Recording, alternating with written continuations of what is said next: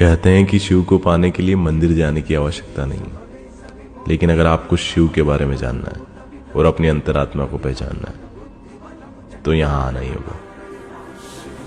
विश्व का सबसे ऊंचाई पर स्थित शिव मंदिर, जिसे तुंगनाथ के नाम से जाना जाता है।